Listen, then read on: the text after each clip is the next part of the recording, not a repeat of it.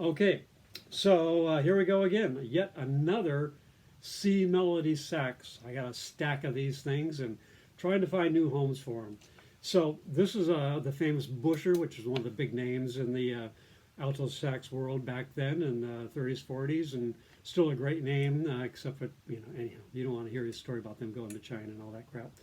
But anyhow, Buescher made some of the finest saxophones. They made the Buescher 400 and the Aristocrat and all that stuff, all through the 20s to the 60s when they sold out to Selmer. So anyhow, this actually came out of the factory, bare brass. So now this is so far out it's in. Both Selmer and Yamaha and a bunch of other companies, Cannonball, are making the naked, no finish saxophones. And this looks pretty much the same. It's got that patina to it, just a bare old brass, just a nice little Buescher logo on there. And the crazy thing is, it had some of the original pads in it from back in the 20s, 30s. And if you feel them, like a baby's butt. I mean, they are soft as complete. Normally you'd think they'd be hard and cracked and everything, but they are just smooth and everything. I've got one that I took out, and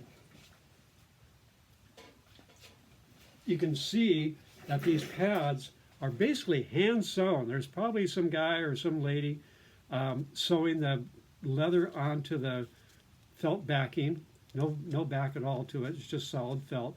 And I call them marshmallow pads because they're just soft as all get out. And they have tons of cush. So basically, if their tone holes are and the keys are bent or whatever, this pad will basically just seal just about anything. So pretty cool. And this is the low E flat one, which is the first one to go. And this thing's lasted almost 100 years. And it's just starting to crack. And it was still not even too bad, but it was marginal. So replaced it. And a couple other pads up and down that didn't look like they were sealing or kind of getting old. So anyhow, neck's in great shape. A lot of these are bent down and stuff, but it's got a huge brace on it to keep it nice and straight. Hardly a dent in it anywhere. I mean, I can't find a dent. The bottom bow is really nice. And again, a lot of these just have been sitting in closets for years and years and years, maybe decades and decades. So anyhow, in pretty good playing condition. And I'm just selling these cheap. I had so many of them that I just gotta move them along, and I just don't have the time to overhaul every one. But this one, so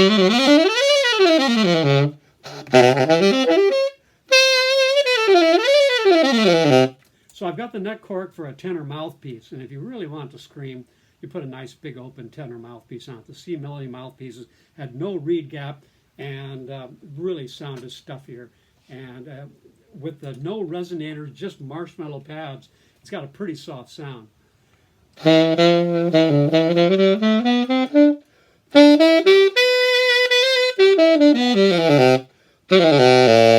plays right down to the B flat.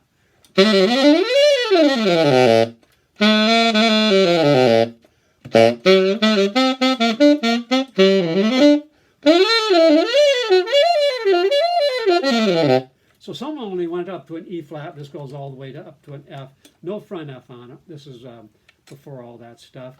And of course, it's got the tricky little G sharp trill key. So in case your pinky's a little slow, you got the G sharp trill down there, which is kind of cool if you ever need to drill G sharp quite a bit. So anyhow, again, really clean. You don't have to worry about lacquer loss because it's got 0% lacquer. So, and somebody went after it with some polish and got it all over. So I've cleaned most of that off. So if you want to be really picky, you can take the whole thing apart and shine it up. And, a year later, it's going to look like this again. So what the heck? A lot of people feel that the body vibrates freer without the lacquer on it. So anyhow, you get a good plain saxophone for almost nothing, for basically the price I have and the labor I have into putting it together. So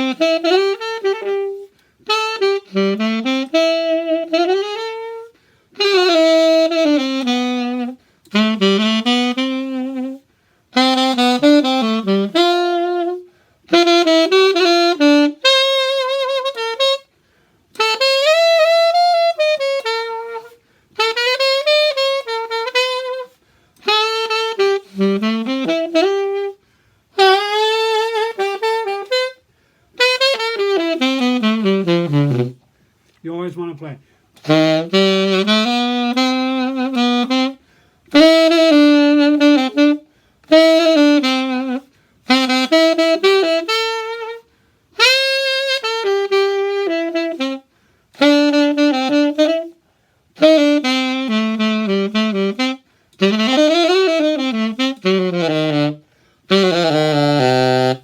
So pretty firm down there.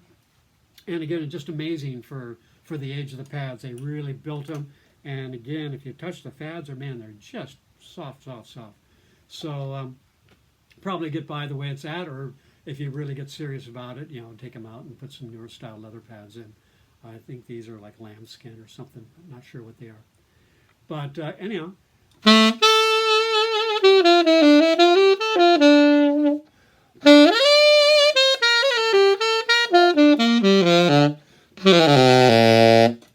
So pretty good all the way down to the low B flat, really firm down to the C.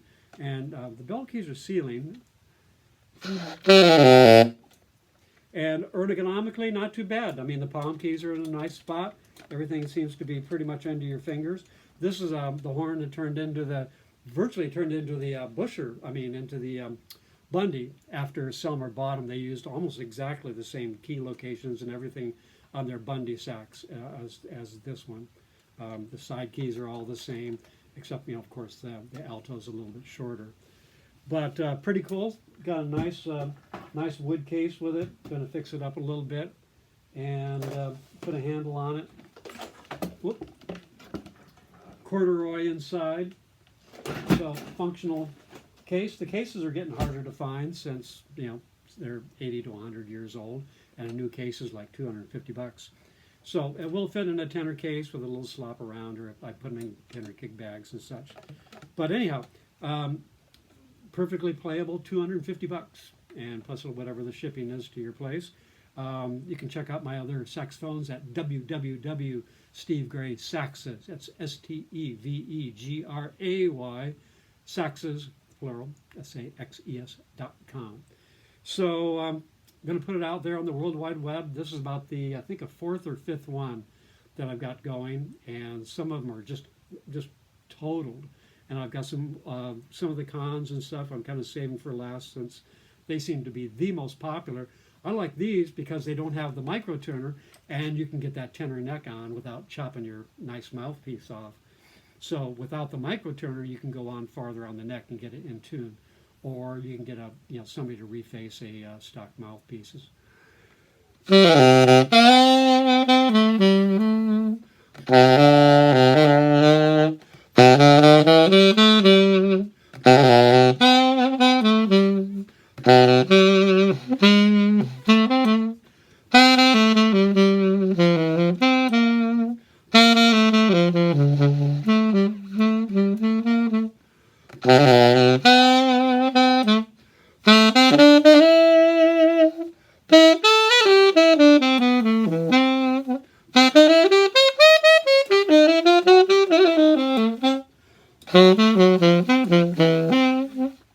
So, trying to keep it short.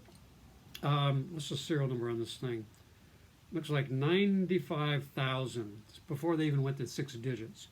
And I'm guessing, kind of telltale is the G sharp key just being a button. Usually means 20 to 30s and the 40s. They went to a flat key here, just to make it easier to get across here. And a lot of guys are modifying these. They'll take that off and put a flat key there just to make it easier to get across. But again, nice affordable saxophone. If you don't have one in your collection, here's a nice cheap way to get one.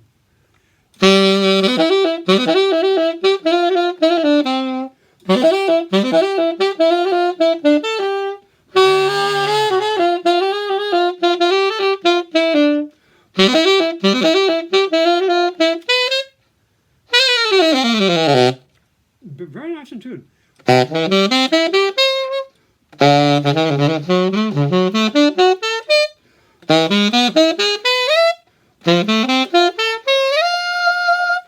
Not too bad.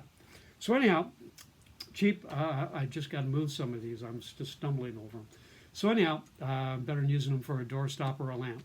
Rather see them play. That's it. Got to go.